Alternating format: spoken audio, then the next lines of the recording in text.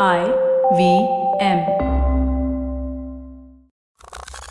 Welcome to the most listened to South Asian radio station on the planet. Rukus Avenue Radio.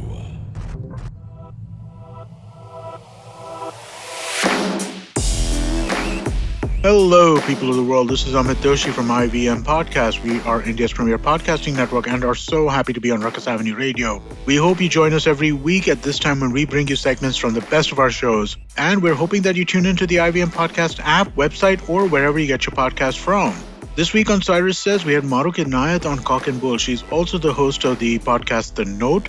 She joins Cyrus, myself, and Antariksh as we go through the week's highlights. Mahrukh, please don't laugh. Please try it. Try it once. No. You have to find a desi cow first, Cyrus, and then there's a whole filtration process. Let me write this down. There are rules I didn't see. Yes. So the cow has to be a desi cow of Indian origin, right? Of Indian origin. What if and it was should be on a certain feed, a certain kind of feed. And then you have to filter the urine 15 times over in a desi cloth or in a muslin cloth. You can't just go around and drink any kind of cow urine. I mean, I'll spend as much time waiting for my vaccination then. What the hell is this? 15 times with a muslin cloth and, and the same cloth, I presume, again and again. I'm guessing, yeah. I didn't go into those. The cloth's immunity will be unbelievable. The cloth's really going to be safe. Wow. So, I mean, can I even ask you what you think of, what you reckon Member of Parliament comes up with these kind of comments? And second time, in fact. I think for Pragya, the basic thing was that she was missing. She was completely out of action. She was missing, and there was actually an award on her, $10,000. That's what a Congress leader said. That why don't we go around and find out where the Member of Parliament is in Bhopal? You look under a cow. Cloth, of course. I'm sorry. The cloth was important. Yeah. So I guess she was trying to divert attention. She obviously has a terrible record as a member of parliament. She's also had COVID apparently last year. Yeah. She had COVID symptoms in December. She was admitted to a hospital and now she's going around saying whatever she is. So obviously the best possible tactic for a politician, divert attention by giving some mumbo jumbo. About 2 years back, she had also, or maybe a year back, she had also claimed that cow urine cured her cancer, which is another thing she had. But I just want to get back to this. So when she went to hospital, and I don't want to go on about this, did she take the cow with her? Because I can't see the doctor. Let's say Dr. Saxena comes there and says, "What would you like? Vaccine? Yeah, gai pisab." How does that work? I don't know. I think we should do a detailed press conference on this. Maybe that's where we'll kind of figure. I can understand. Are you really, is that your thinking or is that your avatar that you want to project because you believe certain people like that kind of story and so you don't project it? But do you really actually believe that? That's the question. I think they actually believe that. I don't think this is just part of, diverting attention. And I think they actually believe it and they're actually doing it. Some of them are actually doing it. They believe this is some old Ayurvedic science. And obviously, with due respect to Ayurveda, this is some strange You have to say that. You must say that, yeah. No. I mean, you had your health minister, Dr. Harshvardhan, last year actually give government money to have a study done on finding out whether cow urine was effective. So obviously they believe this. It's very easy to kind of start believing in your own delusions, right? I mean, it's gradual. It doesn't you don't just go straight to let's drink cow urine, all things are good, right? It becomes, it's more of a it's a step by step. It's indoctrination, right? I mean, the way anything you get indoctrinated into, like religion, like, a cult, like anything of that, it's the same kind of thing. Just step by step. There are a series of steps to get you that point. They kowtow to the more extreme forces in their tribe and just, allow it to happen in spite of education and a certain enlightenment. I think there are some like that, but I think that those people are generally careful about how they talk. Right. You look at, there are cynical members of these kinds of nationalist parties, right, who are basically just riding a wave. I mean, I do believe the Prime Minister and Home Minister are somewhat like that, right? I mean, I think that they are riding a wave in the sense that they're not as irrational as the people who follow them are. So, I think that is 100% there too. Yeah, the only problem is that you vote someone into power who actually believes that cow urine will solve everything. So, I mean, at the end of the day, there's a potential prime minister there. I mean, potential.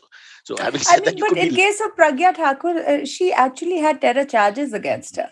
I mean, first you completely ignore that. You relegate that. You here you're, legislating on laws that any member of parliament with a criminal record will not be allowed to, go into polls or actually get into the parliament. But you have a person with terror charges in parliament today, and then she has the right to go on a public platform and espouse these kind of unscientific beliefs. And she does have a constituency that pretty much believes whatever she says. So, I mean, it's never ending. The cycle is never ending. No, and she also has made many polarizing comments post the charges. It's not like that she's reined it in. A couple of times they've actually, High Command has actually told her to back off because it's been so embarrassing. So that's the other amazing part. I mean, I thought, if you make polarizing conversations and things like that, some sort of action will be taken because you're enticing people to misbehave. But that obviously in any part of No, India. absolutely. She has been at the one of the leaders of the hate brigade, as I like to call them, and she has been reined in. But obviously, she is popular. Nevertheless, she has a certain kind of popularity, and primarily, individual leaders in parties, especially members of parliament, also try to come up and do their own thing, despite the party whip or what the party high command says. They try to fight it and try and say whatever they want to occasionally because they need to keep their own domestic constituency happy. But with what Pragya is doing right now, clearly because of the kind of bad press she's got for not being around and not helping anybody during the second wave, she's now started this whole thing of It's not saying that true. She's kept a cow outside the apartment. Please use with care, with some cloth nearby as well. I'm sure. Yeah. You know what would be amazing? It would be great to hear so that Tamil Nadu minister who went off on Sadhguru.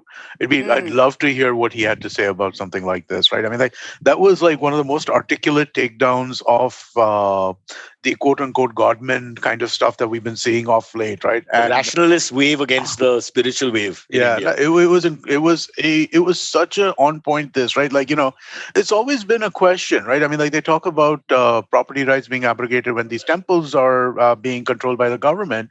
And so it's always been like kind of a weirdish question. And I find it so I've never seen such an articulate like takedown of that position that, yeah, no, of course the government has to do it. These temples were made by kings. Who else are we supposed to give? Are you just supposed to give it to whoever you want to?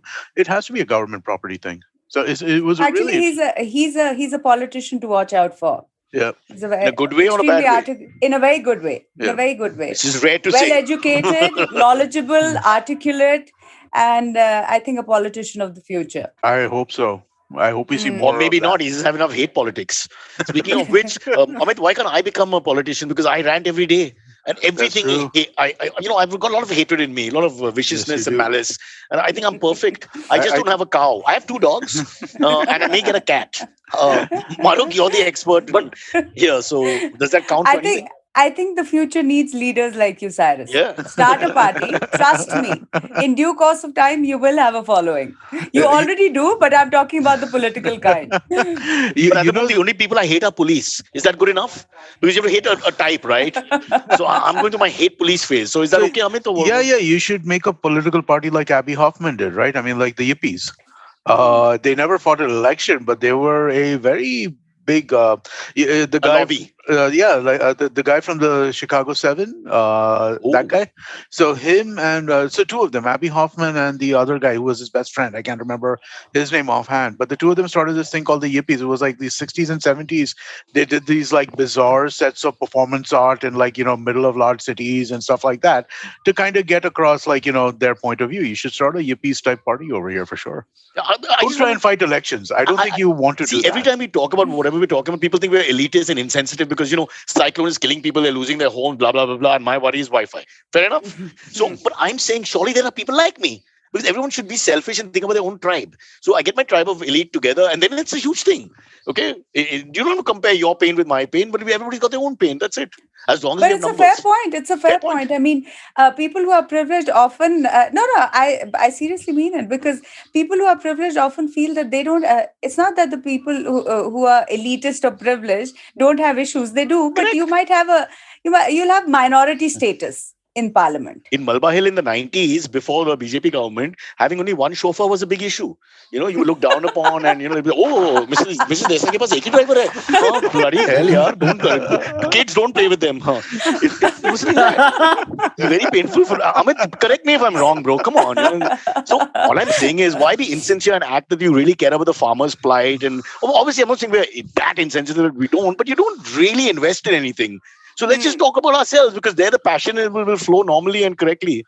And at least I think if you stand for elections, people will actually come out and vote, especially in Malabar Hill and South Mumbai. Malabar Hill, they don't vote anyway. They don't even know when the elections But maybe seeing you, they'll feel, oh, this guy really cares for our issues. Chauffeur, Wi-Fi. If you can involve the building WhatsApp, because Malabar Hill building WhatsApps is very dynamic. Every day they wish each other, they mention different gods, they talk about life in general, they send pictures of devastation.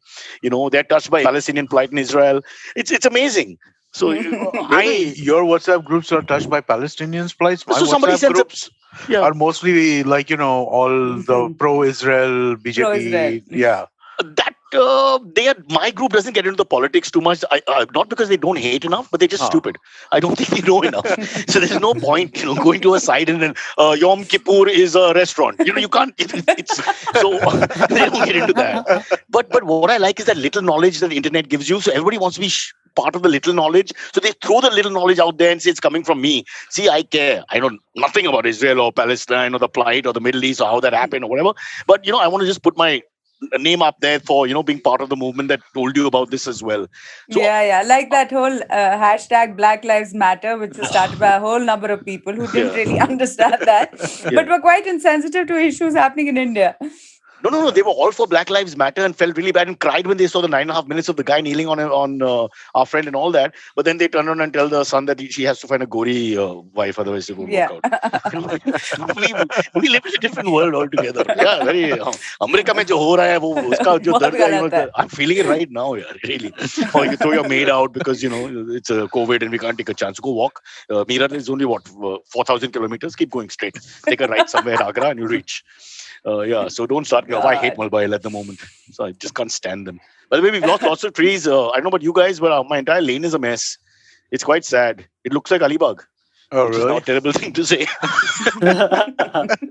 The lovely trees scary thing for me to say, because you're going to be recording from home tomorrow, and if you're in Alibag, that would not be good.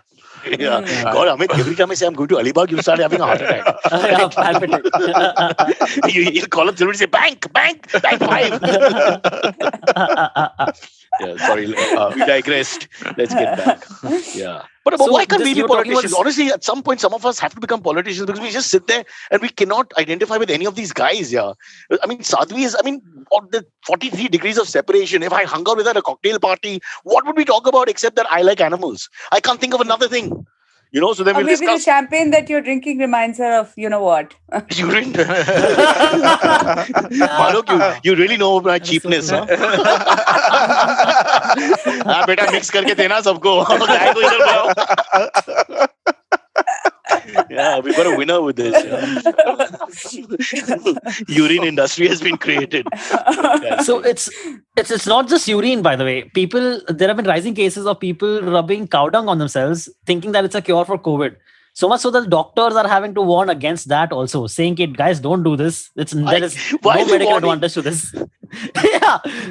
Because they have to warn cooking, because someone to learn a foreign language, they rub cow dung. It's something to do, man. I don't see what the big deal is, really. Some doctors are saying that this could be the reason behind the spread of the new disease called black fungus, or from the cow dung? Which is on the rise. Yeah, from the cow dung. Isn't black fungus a lung infection? No, so essentially what happens is that it comes from some kind of bacterial infection, right? And so they're saying that because of the cow dung on you, and cow dung has all kinds of zoonotic organisms on it. So you might breathe that, or because it's on your body and you're sitting out in the sun and baking yourself. So the chances of contracting other kind of bacterial infections also rises. They haven't been able to But you figure don't out need a to be a direct doctor to connection think that between. if Yeah, you're going not to yet. spend time with cow droppings without being scientific mind, I mean, you would probably think it's a bad idea, right? And that you would get something from it. Well, I mean, Yeah. urine, dung. I mean, there is a there is a reverence for the cow, right, which allows for its waste products to be used, or people to think that they can be used. And again, a cow dung is a fuel, right? So it's not like people in rural India are not used to handling cow dung. It's a fuel. So I guess maybe it's But not that. it sort of dies properly, before it becomes a fuel, right? Doesn't it? No, you have to dry it and You cake have to it and dry it and yeah, cake it. And so by the time it's yeah, almost a solid piece, and then you can make it into yeah. art. But the point being that you What handle are we it, right? doing with this show? We're discussing urine and dung. Yes. Well, yesterday we were talking yes, about yes, Yes, a it frog was in my frogs. Yeah. And we're calling. I can't call her Sadhvi Pragya after this year. I mean, she's just one of us. Sorry, Mahrukh, just so you know, we had a long 25-minute conversation about the frog that was stuck in Cyrus's toilet in Alibag. Hey, Silvery had a parallel story to tell. So I'm not the only one. And No, Antariksh that's also. not it. Our sound editor, while editing the episode, told me, "Hey man, this has happened to me in Goa. A frog was in my." I'm like, I think all the people who have had these frog experiences are at IVM. Tell Sadhvi Pragya to also check out frog urine, because obviously that's a very prevalent condition in all parts of rustic India. And maybe that's an easier way to access some cure. Because all you have to do is sit on the pot. It's that same time of the day. And then, hopefully that emission happens between both parties. Right? Instead of Froggy, may I cross your golden river? It's like, my golden river, and Froggy, all the best. Sorry, Mahrukh, intellectual property. I know, exactly, yeah. We bring Mahrukh We on for nearly this had a sponsor conversation. until this one. Yeah, poor thing. He's got to lecture us about the wildness of Indian politicians. But talking about cow dung, what was kind of reassuring, I don't You know. can't beat him, join him. No. Yeah, was that at least people like Akhilesh Yadav were actually calling it out. This whole thing of, we must also understand that these kind of stories are highlighted by the Western press. I mean, it's gleefully they put out stories after Why not? stories. It might just be one incident. There are enough quacks in the US and in Europe also. It's not just in India. And I'm not discounting what's happening here. You're sounding a bit like Kangana. You know, I'm scared. I'm saying there are all kinds of, but at least people from the political class are calling it out. There was a time when they would actually stay away from commenting on such issues because it would hurt sensitivities of a certain kind, a certain section of their constituency. Now, at least they're coming out and saying that, what is this? This is unscientific. It doesn't work. So there is some hope somewhere. But the funny part was that there's one center where this whole cow dung therapy is happening in Gujarat, which is right opposite a vaccine center, a facility where a vaccine is being produced or right now being worked on. So, we really work on Mahrukh, dichotomies. but that's great marketing. I'll tell you why. Because every time you go there, like my mom had to go 3 times, old lady and all that. You go there, or there's a big line, and they say no vaccine available or out of stock or whatever. Then you obviously go to the next option. It's just human nature. No, this is a facility where they're actually making the vaccine, not inoculating people. Okay, how sad. Oh. Yeah. So, but they can use help from opposite the road. Wow, it's amazing. But what if it's true? After all this cynicism from us, what if it turns out that it's a miracle liquid? Urine is like water of the 21st century. I've been hearing it's a miracle liquid since I was 4 years old. Morarji Desai offered Yeah, it to cabinet ministers. Yeah, it was literally when I was 4 years old. My first trip to India when I was a kid in the US, I was told that I was told about Morarji Desai and drinking urine, and would you like some? Drinking his own urine, huh? Yeah, again, that's very important, right? Yeah. Mahrukh, you're the expert, I'm told. So, drinking somebody else's urine is some sexual perversion. Drinking your own urine is for health. Am I right? I reserve my comments. There's a story about jellyfish. Somebody was saying that if a jellyfish stings you, Yes. and you pee on the wound, You have pee on your leg. It does not. It does not work. It does not. You've done Oh, it. that's a myth. No, it's a myth. It's a myth that's been around for a long time. It's a very common myth. Basically, if you pee on your leg after a jellyfish has stung you, you still have a jellyfish sting with pee on your leg now. That's the only difference. It's just a bakra basically. You got two problems now. What works is vinegar. I just Where are you going to find vinegar? You're on a beach. listen. I just saw this on a quiz show where they were kind of talking about this, and I found out about this at like in the last 20 days. Is when I found out that that actually urine does not work because it's so ingrained, right? I mean, like we always have heard this that you go to a beach, somebody pee, and then there was that Friends episode which we've all seen like 100 times, right? And so that kind of reinforced it as well. Friends is the next best thing for medical knowledge options. And now they're doing a reunion also, so that we might just get some more knowledge. I saw that also this morning. I was very disappointed that it's a reunion, as in like they're all just getting together and talking about the show rather than like doing like a 20 years later thing. You can catch the entire episode on the IVM Podcast app, website, YouTube, and across all audio platforms. Remember, Cyrus Says goes live on YouTube every morning at 10 a.m. Indian Standard Time, so make sure you subscribe to our YouTube channel, IVM Podcast, as well. We're going to take a quick break and be back right after this. 2020 is a difficult year. A global pandemic, protests, elections, recessions. You get the picture. What we need is a space where we can have nuanced discussions about global affairs and foreign policy. That's where I come in. My name is Hamsini Hariharan, and I host the States of Anarchy podcast. Every second Tuesday, I speak to experts in the field of international relations to make a little more sense of the world. So join me on the IVM Podcast app, website, or wherever you're listening to me right now.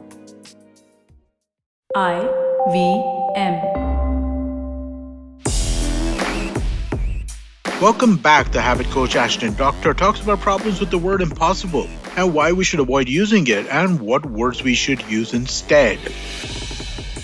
Hello and welcome to the Habit Coach podcast, the bite-sized podcast filled with quick and easy actionable habits. Remember, great habits create that awesome life. I am Ashdin Doctor, your habit coach. And today's fun fact of the day has to do with impossible things.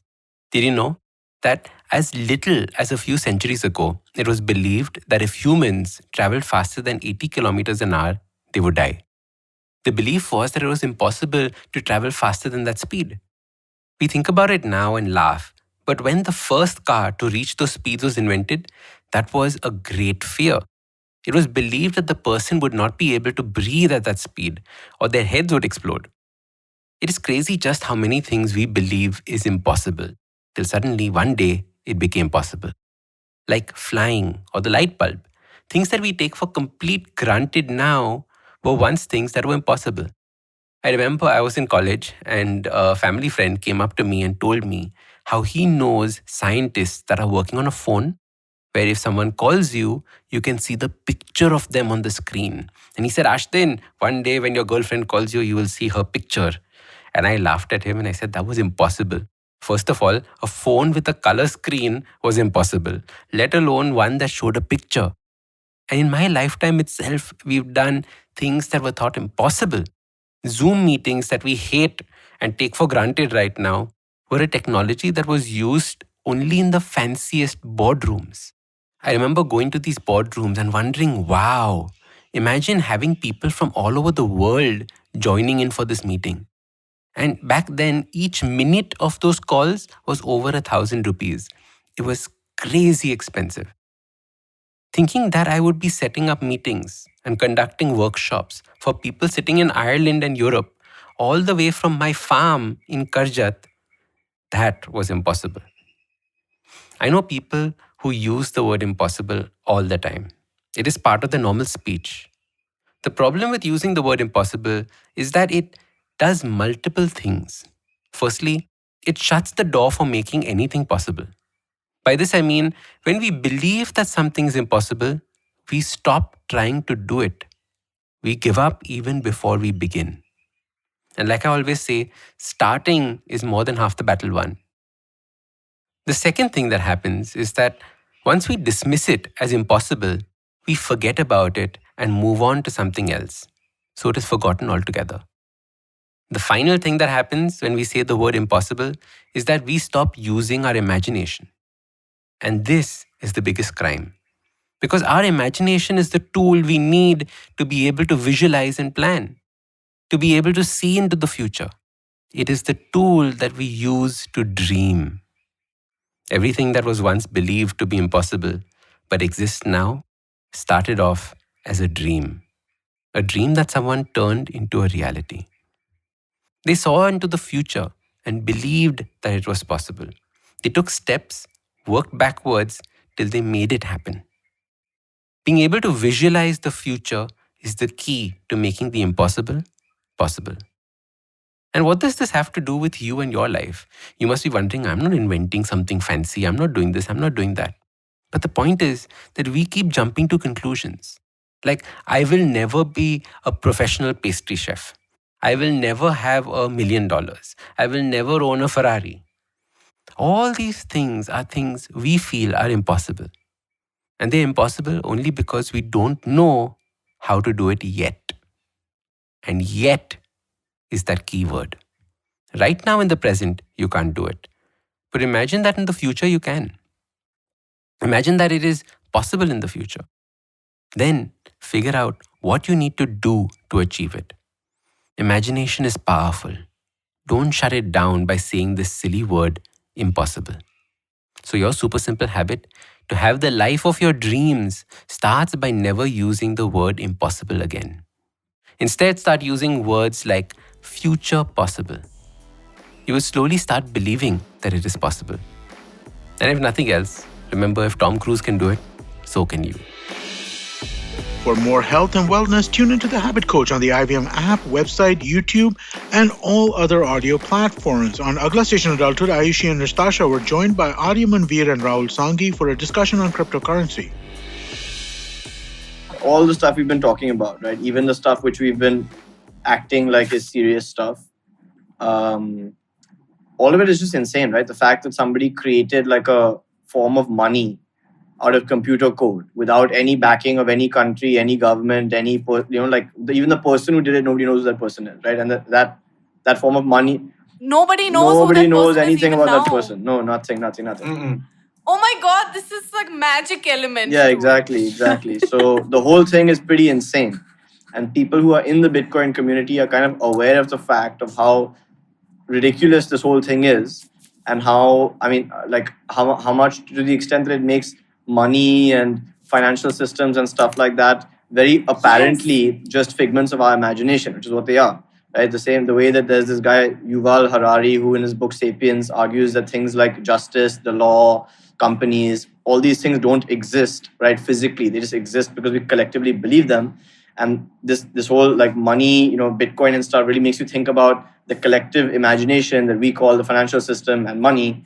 And it's all pretty mind-blowing. So the guy who invented Dogecoin was like, yeah, well, like we invented magical money called Bitcoin. I want to, sort of lampoon the whole thing in a very self-aware parody or satire of the cryptocurrency space. And I will call that thing Dogecoin.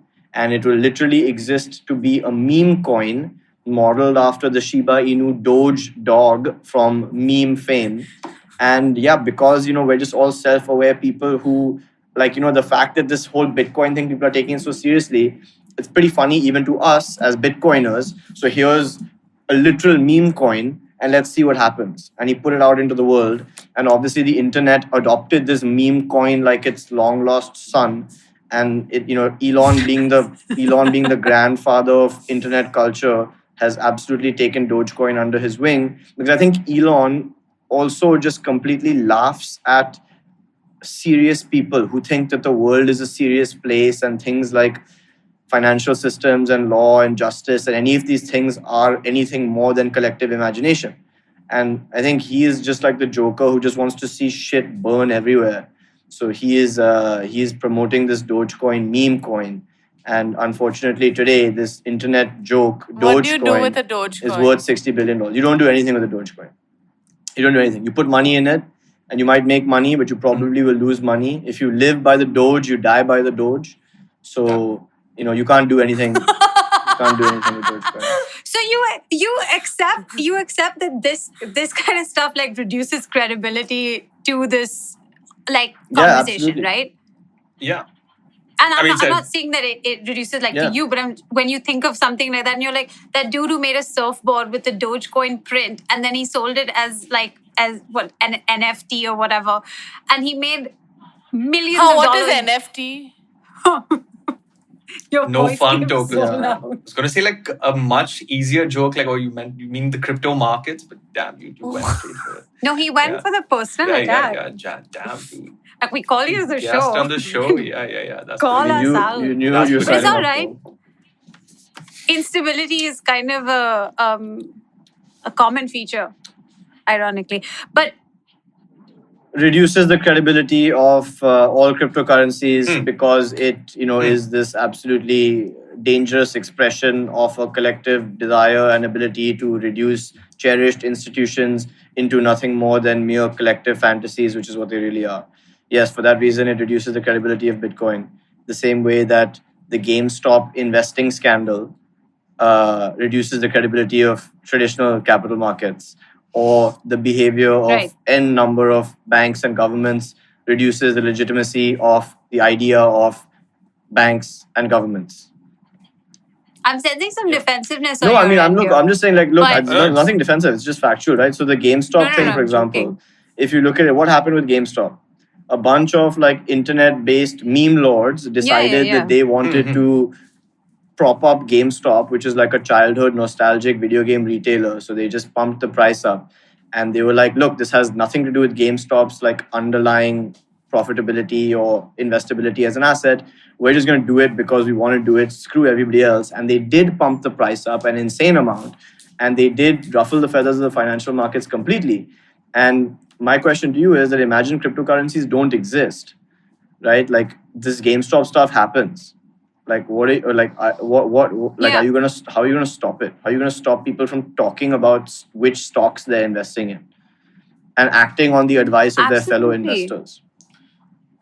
No, I mean, if you collectively decide to pull a prank, look at what you can do. That's essentially, what GameStop turned out to be. But then do you ask the question, like, you're talking about how you could, upend the market and you could create that volatility without something like Bitcoin, just from collective,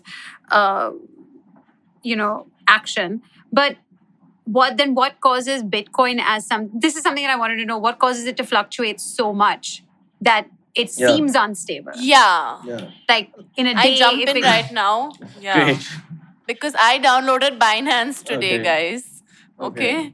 And then I just decided to check it out. I have not set up any Aadhaar card verification yet because I'm scared. Should one or should not one? On Binance? I mean, yeah, you can. On an Indian exchange, should be fine. But I think you have to go through them to go Binance. But anyway, why it fluctuates in value? Anyways. One, it's a very young. It just kept Yeah. going up and down every second. Yeah. Well, Yeah, I mean it's a really young asset class and asset for one, and I feel like at least in my opinion, people have too lofty an expectation that Bitcoin will behave like a mature asset class when in fact it's a toddler. So when you compare the volatility of Bitcoin to gold, it's like, dude, of course this is going to be insane, man. Just look at the space. We have a Dogecoin. How can you expect anything sane to come out of this entire space? And in general, or at least, I mean, obviously this Elon stuff has moved the market. You live by the Musk, you die by the Musk, unfortunately. But I think it's going to be volatile for a long time till the last Bitcoin is mined or till a vast majority of the Bitcoin are in circulation. Just because there is a huge fluctuation in demand and supply. We're in a very frothy bull market where retail traders are charging in every day without any clear understanding of the market, putting money in things like Doge, and in a single day seeing their portfolios down 30-40% and thinking, what the fuck? A 5% move in 2 months would be crazy in the equity markets. So what is this crypto game? So I think it is a game in many instances. It's a global casino, and you should expect volatility in a good global casino. Ayu, tell me about mining. Yeah. I want to know about how do you Can mine anybody become a coin miner? that act yeah. Okay, look, there's a lot of Yes. mind melting stuff that I'm gonna try to distill into something that's somewhat palatable here. So Okay. first thing you need to know is that Bitcoin is a computer program. It's an open source computer program, which means that anybody can read the code, like what is the Bitcoin program, right? Just like you have Skype or whatever on your computer, you can download Bitcoin onto your computer. Any computer that has the Bitcoin program installed on it is called a node, right? Node, a node. And all of these nodes automatically talk to each other and connect with all the other nodes that are running the same version of the Bitcoin program. And as those computers all talk to each other, that is called the Bitcoin network, right? All the computers together. So what we said about the point of Bitcoin is that Satoshi basically moved from the centralized model where there's one guy making sure the ledger is okay to a decentralized model where anybody who is a node has their own local copy of the ledger and they have to make sure that their ledger copies stay intact, right? The process of actually maintaining a ledger for a bank today in, like, let's say our current system is actually quite expensive because the bank needs to make sure that transactions aren't duplicated, right? As I said, they need to make sure that the ledger history isn't altered. They need to make sure that transactions that people want to make actually go through. So they have like a live system that is running and stuff. Basically, there are a bunch of costs associated with running any ledger, any digital ledger. There's a bunch of costs, or even a physical ledger for that matter, but digital ledger certainly. In the case of a centralized system, the bank bears those costs. And the bank gets rewarded for that because they charge you fees on your payments and stuff like that. In a decentralized system, right, why should, like me, I am somebody who has a node. I have the Bitcoin computer on my, the Bitcoin software on my computer. If my software has to do the same job that the bank is doing, which is verifying transactions, making sure that new transactions can go through, overall making sure that this payment system works, I am incurring those costs, right? Because that is time and energy that my computer is spending doing this work, right? And computers, as you know, consume electricity and they're expensive. So like, why will I, as an individual, spend these resources to do this? There's no reason. But as it stands. But Satoshi, basically the guy who created Bitcoin, he said that I will give a monetary incentive for people to lagao their computers at this work, right? And that monetary incentive is in the form of transaction fees and something called rewards. You should definitely check out the full episode on the IVM Podcast app, website, and across all audio platforms. We're going to take a quick break and be back right after this. Come learn and experience the ABCDs of being queer with me, Shunetro. And me, Farhad. On our show, Gay BCD. The two of us take you through our stories and experiences of being gay men in the city of Mumbai and have candid and sometimes downright scandalous conversations about sexuality, gay culture, and everything in between. Catch new episodes of Gay BCD every Tuesday on the IVM Podcast website, app, or wherever you get all your podcasts from. Rukus Avenue Radio.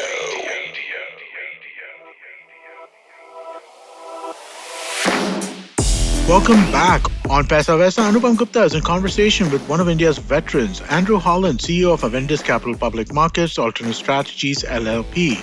Andrew has built one of India's largest and most successful hedge funds, and they discuss its workings and future. Listen up. Folks, welcome to Paisa Vaisa. I'm your host, Anupam Gupta, B50 on Twitter. This is a blockbuster special because my guest is one of India's veteran investors. I'm really thrilled to have him, Andrew Holland, CEO, Avendus Capital Public Markets, Alternate Strategy, LLP. Andrew first came to India more than 20 years ago, back in 1997, where he's really seen India develop. Starting as head of research for DSP Merrill Lynch, Andrew worked across various jobs at Amit Investment Advisors. Andrew built one of India's largest and most successful hedge funds. And at Avendus, Andrew leads two funds, the Avendus Absolute Return Fund and Avendus Enhanced Return Fund, both of which crossed 5,000 crores under his leadership. And today, we're going to talk exactly about that, hedge funds. Andrew, welcome to Paisa Vaisa. Have to say, I'm so happy to be here. Thank you for the invitation. Yeah, we don't get too many veterans, Andrew. So thank you so much for doing this for our listeners. So okay, let's start with some basics. Okay, for you, I have to ask this. Okay, because what is a hedge fund, right? Because world over, hedge funds are painted as this evil, manipulating thing, this vampire squid that Mike Tybee had said a really long time ago. That's not entirely true, right? What's the reality? What are hedge funds and how do they work?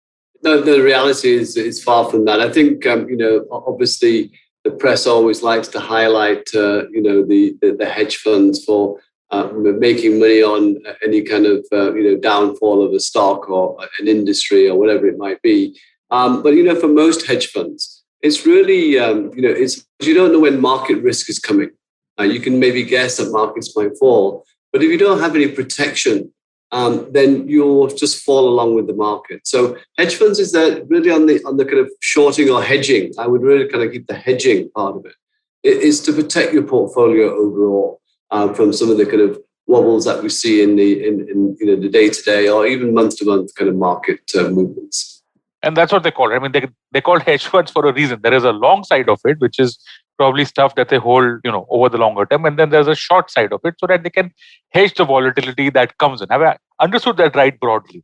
No, that's broadly exactly what we do in terms of managing that risk. And really all you're doing is saying, see, in the West, it is slightly different, I must admit, because, you can say this stock is going up, but this stock is going down.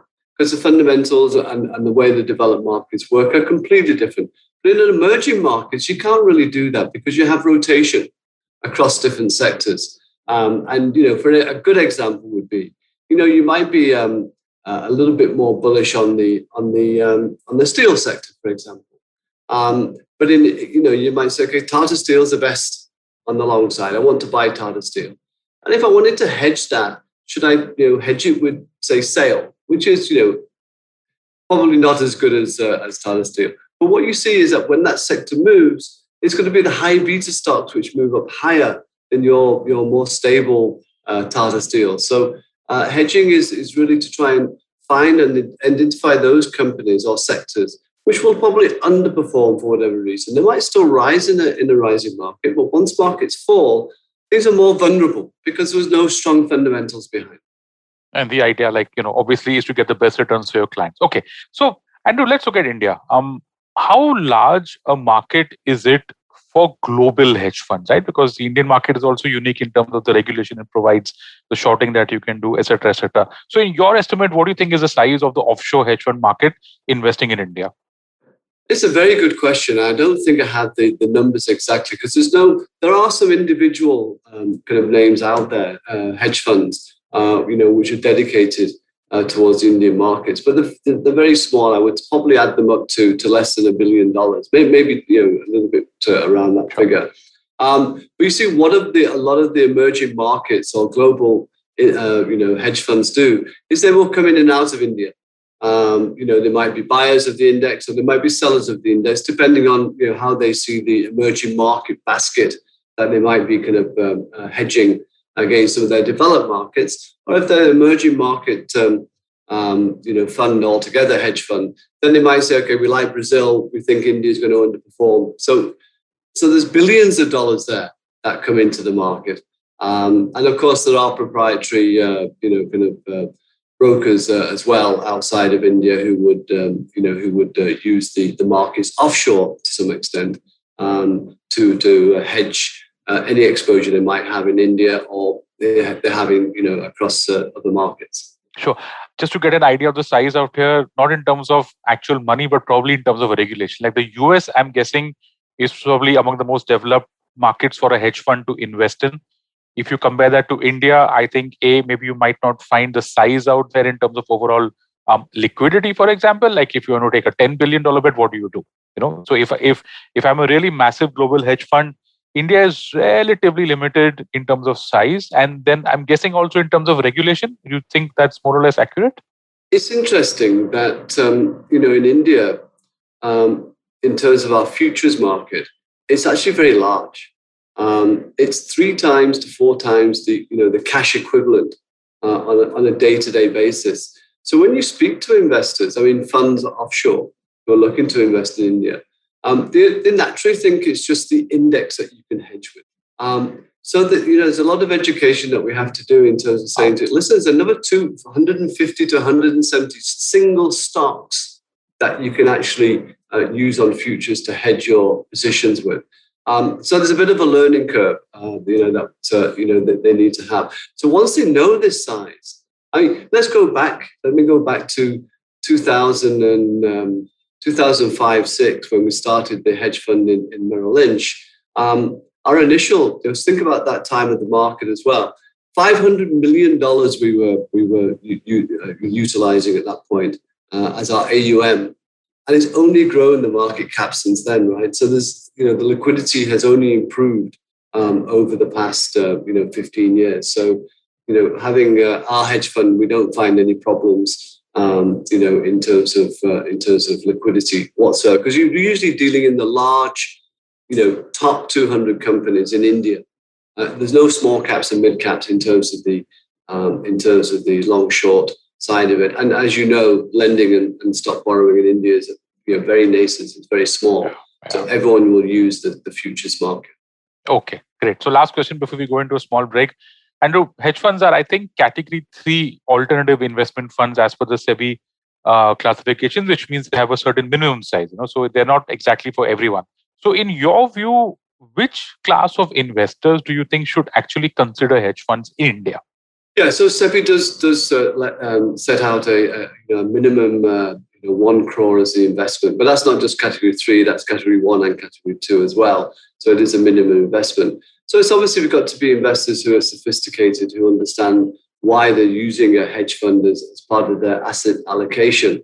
So it's really kind of gone towards the kind of high net worth individuals, family offices, and the corporate treasuries, that is. And really what you're trying to do, if you think about when I came to India, and actually still is to some extent, you either can buy debt mutual funds or you can buy equity mutual funds. So you have low risk and you have high risk and volatility in between. So what a hedge fund tries to do is take you along that risk curve. So in our case, without going into too much detail, our volatility on our fund is around 3 to 4%. If you look at a similar bond fund, it's 3 to 4%, whereas the market is anywhere between 12 to 15%. That's the Nifty. So you can see that you're getting lower volatility, with hopefully, towards equity market returns. For all Money Matters, Paisa Vaisa is your go-to show. Catch this and more than 200 such episodes on the IVM Podcast app, website, or wherever you get your podcast from. On States of Anarchy, Mayuri Mukherjee joins Hamsini Hariharan to discuss the view from Jerusalem on the recent outbreak of the Israeli-Palestine conflict. Last week, one of the holiest places in the world became a site for the worst confrontations between Israel and Palestine in decades. In the latest escalation of the conflict between Israel and Hamas, it has killed 130 Palestinians and wounded nearly 1,000 others, as on 15th May. Israeli airstrikes toppled most of a massive high-rise building in central Gaza City, and it killed a string of senior Hamas military figures. Meanwhile, Hamas, the Islamist group that rules Gaza and its allies, continued to fire rockets into civilian areas across central and southern Israel. With no resolution in sight, Prime Minister Benjamin Netanyahu has vowed to expand the Israeli offensive, saying that it will take time. Hamas has called for a full-scale uprising. Welcome to States of Anarchy, a podcast on global affairs and foreign policy. My name is Hamsini Hariharan, and every week on the show, I talk about important issues in global affairs and foreign policy. The Israel-Palestine conflict is one of the longest and deadliest in the world, but it's caught up in historical, colonial, and religious contexts. So what started the conflict between Israel and Palestine? How do religions play a role? How do people pick sides? These are deeply political and personal questions, and I think my guest for today definitely has one way of thinking about them. Mayuri Mukherjee is a doctoral candidate at the Hebrew University of Jerusalem in Israel. Her research focuses on the global governance of emerging military technologies. Previously, Mayuri was a journalist in India. She's also held consulting positions with the Ministry of External Affairs in India and with think tanks in Europe and Israel. Just a note, the Israel-Palestine conflict is deeply contentious, and there are many ways of thinking about it. Mayuri gives us one side of the issue, and I hope to get other guests on the show who will walk us through the other sides in the weeks to come. Hi, Mayuri. Welcome to States of Anarchy. Thank you so much for joining me today. Thanks so much for having me, Hamsini. It's a pleasure to be here. You just said right before we started recording that sirens were going off across the city where you're living. So, what is happening? Why are there sirens going off in Jerusalem? So actually, I'm in Jerusalem. Sirens went off in the center in Tel Aviv. I was on the phone with a friend, and there was a lot of confusion from that. So, but yes, just as we were about to start the meeting, sirens went off across the center, Tel Aviv, Rishon, all the big cities that are in central Israel. Sirens went off because Hamas launched rockets towards these cities. Hamas has been launching rockets constantly, nonstop, into Israel over the past 3 days, mostly in the south, but in the cities of Ashdod, Ashkelon, Sderot, but also in the center. And this is where things have been unlike previous years or previous rounds of conflict, where it's been central cities occasionally get hit, but not as much, because obviously, from the Israeli side also, it's one thing if you hit Sderot, it's quite another if you hit Tel Aviv, quite another if you hit the airport and the government has to shut down the airport. I mean, even now, if I'm not, as of today also, there are no arrivals, only departures. So this is not something that the Israeli government likes. It really places a lot of value in putting out the fact that Israel is a safe place, that we don't, that terrorism and the conflict in general does not affect day-to-day life within Israel. But when it does, especially in cities like Tel Aviv, this is a huge escalation. So usually, even when Hamas launches rockets every now and then, it's in the southern cities, but when it comes to the center, that's a major escalation. And if you compare the numbers of rockets that have been launched this time versus in previous years, 2014, 2012, you will see that I think the number of rockets that were launched in all of the entire conflict from 2014, they've done it in just 3 days in this round. So, and the reason for that, one guess is that they want to see if the Iron Dome can be overwhelmed. The Iron Dome is what gives Israel leverage. It is what protects Israeli residents from the rocket attacks, and it is what allows Israel to sort of continue with everyday life, maintain a sense of normalcy, even as the defense forces or the security establishment deals with Hamas and rocket fire, etc., especially in the center and in the north. So, but the Iron Dome, while it is an excellent system, a missile defense system, and while it has been very effective in keeping the calm or keeping the illusion of calm, it has its limitations. We don't know what those limitations are or where those limitations begin. Specifically, the Iron Dome can intercept only X number of rockets. If you overwhelm the system with more, then it is not able to intercept all of it, which means that some of them will fall through, some of them will hit, civilian targets in Israel. And that is something that obviously becomes problematic. And this is what Hamas has been trying to do, to see if they can over what they don't have in quality, if they can make up in quantity. Although from the Israeli civilian whose house just got hit, they don't care what quality rocket hit the house. Their house was destroyed. We have had casualties as well. We have an elderly citizen who passed away, a child who was killed, and of course, you must have heard of the Indians. There was an Indian citizen who was killed in the first day, I believe, and I believe Santosh Sivam, she was the only.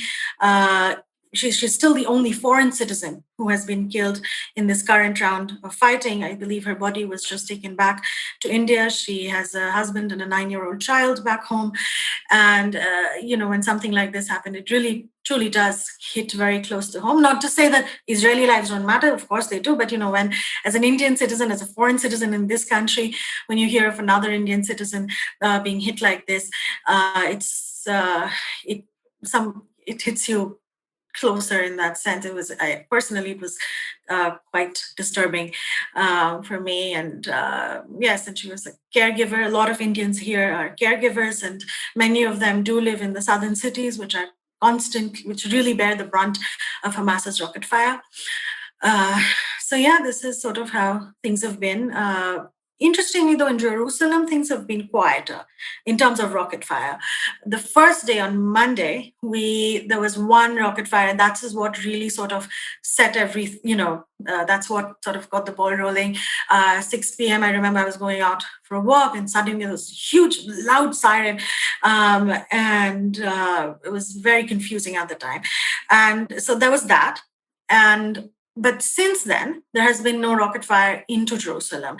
I don't think they hit anything in Jerusalem. It fell in an open area, but it's very rare for Hamas to target Jerusalem, in part because of, the whole thing about Hamas being the protector of the Muslim sites in Jerusalem, and in part because it's harder to hit Jerusalem. Jerusalem is on a higher elevation. It's harder to target in that sense.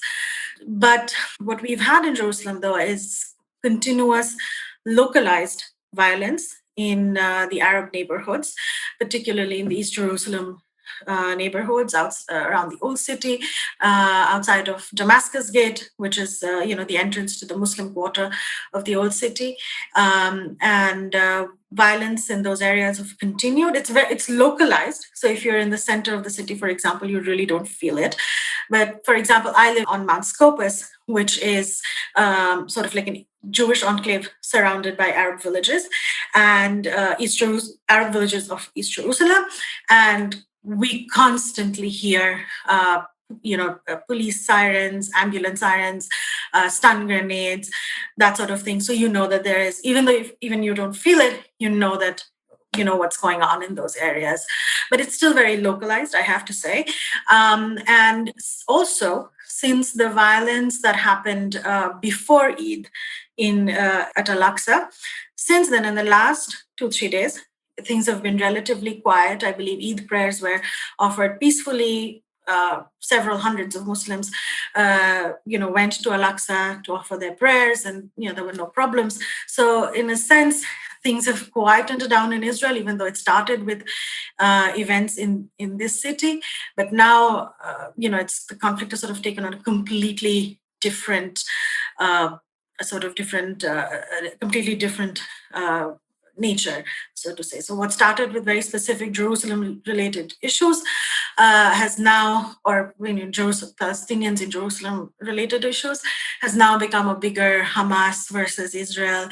And then we have also had riots all over the country, Arab-Israeli riots in Israeli cities, either mixed cities, which have both Jewish and Arab populations, like Haifa, Lod, Ramle, etc., Jaffa, and also in Arab majority cities or cities that have only Arab populations, like Al-Fam in the north and a couple of other places, also Nazareth. So this is rare.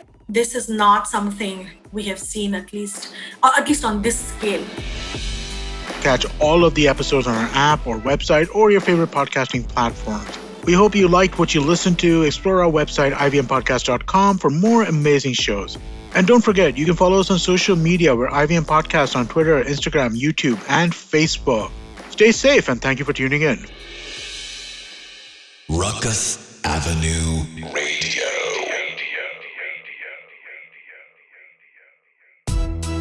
Hi, I'm Zarina Poonawalla, host of the Empowering Series podcast on the IVM network.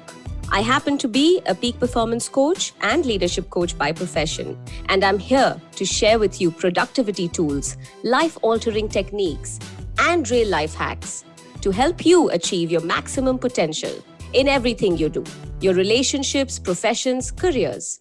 So tune in every Monday to unleash your inner power. Be safe, be well, be empowered.